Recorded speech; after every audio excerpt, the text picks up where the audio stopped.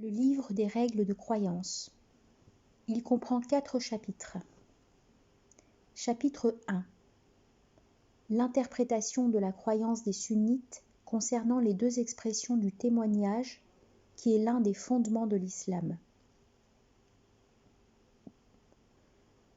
Grâce à Allah l'Éternel, l'efficace, le roi glorieux, le réprobateur qui guide les élus parmi ses serviteurs dans le droit chemin, qui protège leurs croyances après le témoignage de l'unicité, des ténèbres du doute et de l'hésitation, qui les conduit dans la voie de son prophète élu et de ses compagnons vénérés et approuvés par Allah, qui leur apparaît par la révélation de ses actes et la beauté de ses qualifications perceptibles à ceux qui écoutent et témoignent, qui leur fait savoir qu'il est en soi unique, sans associé, incomparable, éternel, n'ayant ni antagoniste ni rival, n'a pas de début, permanent, n'a pas de fin, révérend, toujours vénéré, n'a pas de délai et invincible.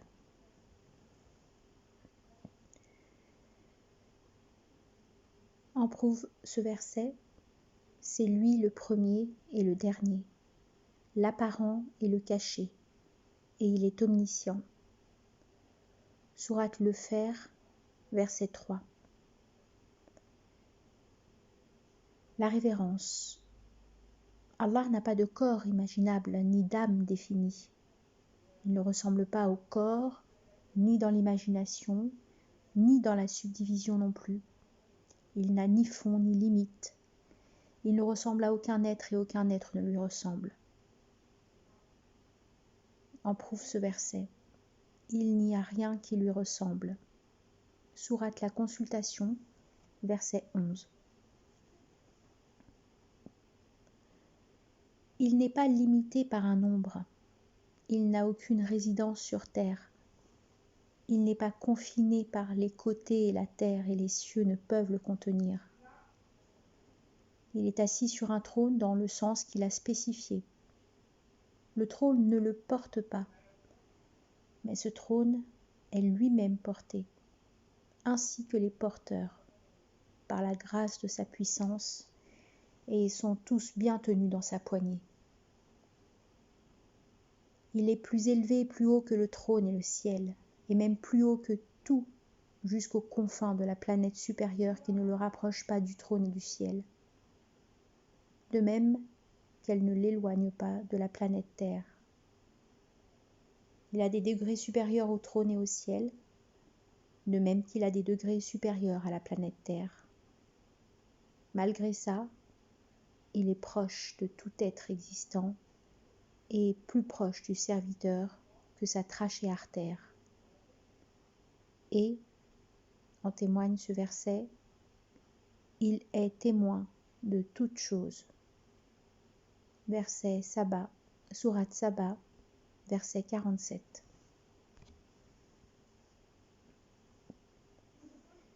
Car sa proximité ne ressemble pas à celle des corps, et il n'habite en nul être et aucun être n'habite en lui.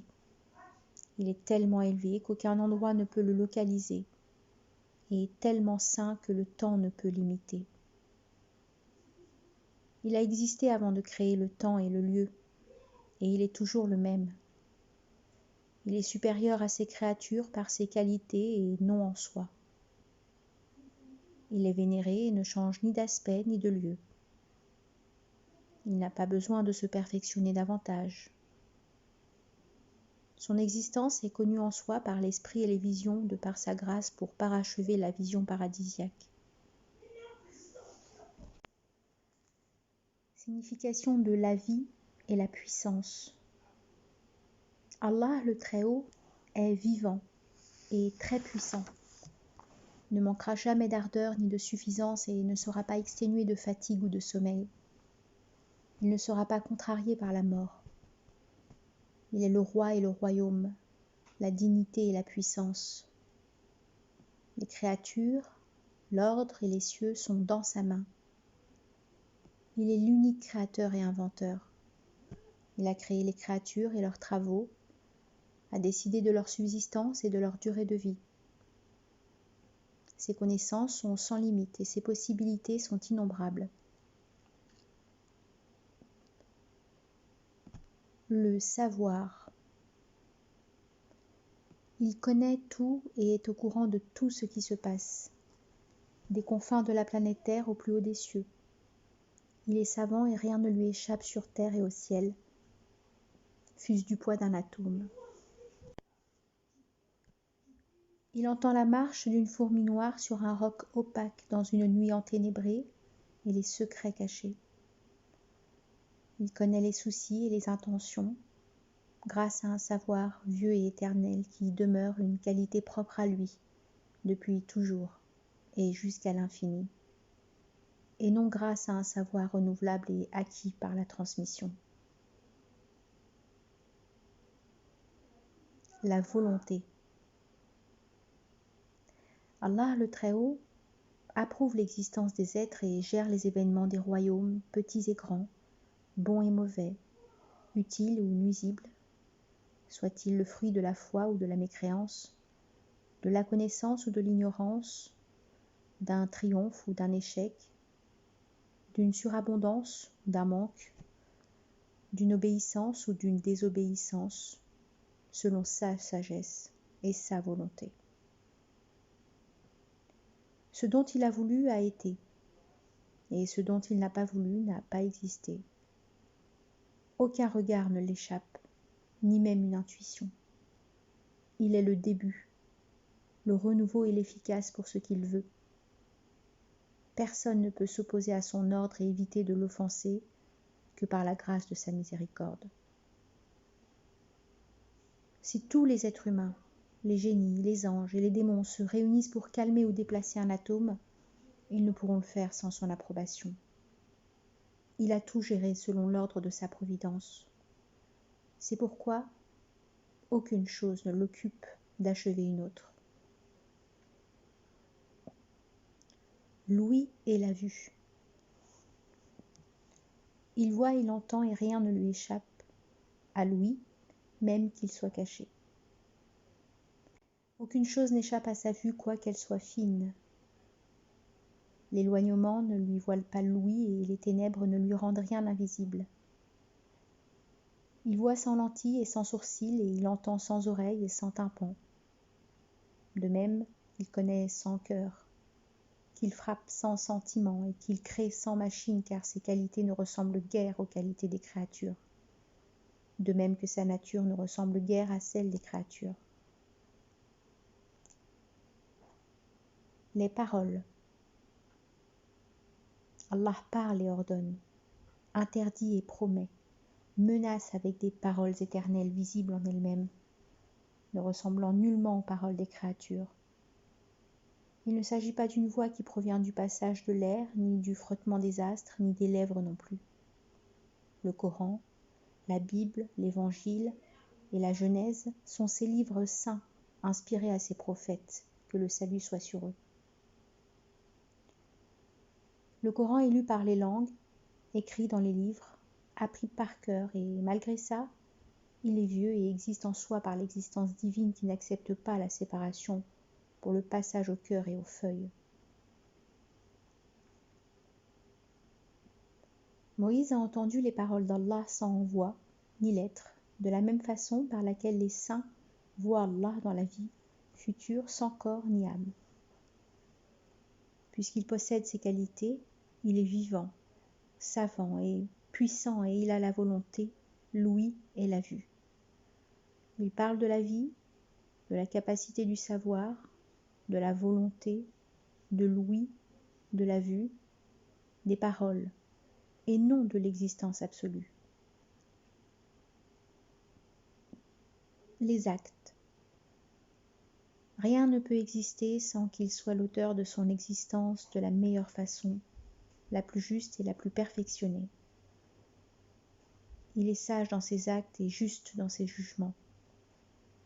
Sa justice est incomparable à la justice du serviteur puisqu'on peut imaginer son injustice dans la gérance des biens d'autrui. Il est inimaginable de constater une injustice de la part d'Allah parce que tout lui appartient et il est le libre gérant. À part Allah, tous les humains, les génies, les rois, les démons, la terre, le ciel, les animaux, les plantes, les pierres, les âmes, les corps et les choses concrètes ou saisies sont créés du néant par sa volonté et élaborés alors qu'il n'y avait rien.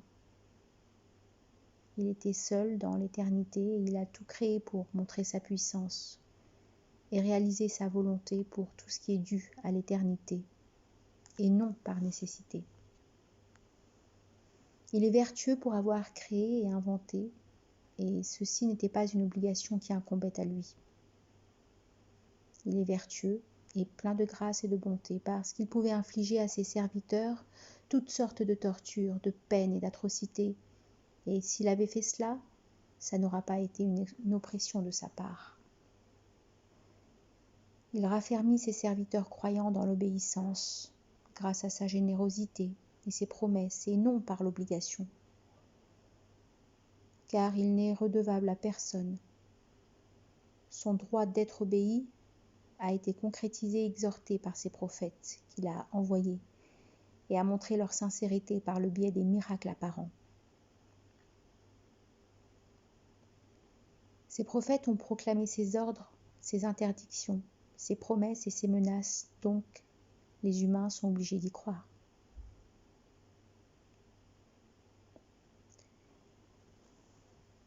Signification de la deuxième expression. Il s'agit de témoigner que le message est véridique et qu'Allah a envoyé de la tribu de Quraysh le prophète analphabète Muhammad alayhi salatu wassalam, chargé de répandre son message parmi les Arabes, les étrangers, les génies et les humains, où il a abrogé les autres lois à part ce qu'il en a réaffirmé. Il l'a préféré aux autres prophètes et en a fait le Seigneur des humains. Le témoignage du monothéisme, il n'y a de divinité qu'Allah, a été interdit par Allah dans la complétude de la foi, tant qu'il n'est pas suivi du témoignage disant « Muhammad est son messager ». De même, Allah a imposé aux créatures de croire en tout ce qu'il a rapporté sur la vie terrestre, sur la vie dans l'au-delà et surtout en l'état posthume où Munkar et Nakir, qui sont des êtres géants et majestueux, font asseoir le mort dans sa tombe et l'interrogent à propos du monothéisme et du message en lui disant « Qui est ton Seigneur ? Quelle religion suis-tu ? Et qui est ton prophète ?» Ils sont les ourdisseurs du tombeau et leur question est la première conspiration posthume. Allah demande à ses créatures de croire au châtiment dans la tombe et que ce châtiment est une justice, de même qu'ils doivent croire à la balance qui pèsera les péchés et les bons actes, et aux cheveux fins et aiguisés, comme une lame de rasoir, qu'ils doivent marcher dessus pour traverser. Après la pesée du pour et du contre, d'où les pécheurs glissent et tombent dans le feu, tandis que les justes passent au paradis, soutenus par la miséricorde d'Allah. Elles doivent croire également au vaste bassin d'eau, plus sucré que le miel et limpide, où les justes se désaltèrent une seule fois et n'auront jamais soif par la suite. Allah établit un jugement équitable où il y aura des gens qui vont au paradis directement, d'autres qui vont à l'enfer pour purger leurs peines, et d'autres encore au purgatoire pour une purification temporaire. Ces derniers sont les morts en état de grâce, mais qui n'ont pas atteint la perfection qui exige la vision béatifique. Et ce sont en principe tous les monothéistes. Les croyants sont tenus de croire aux vertus des compagnons et de les glorifier comme Allah l'a fait aussi bien que son prophète.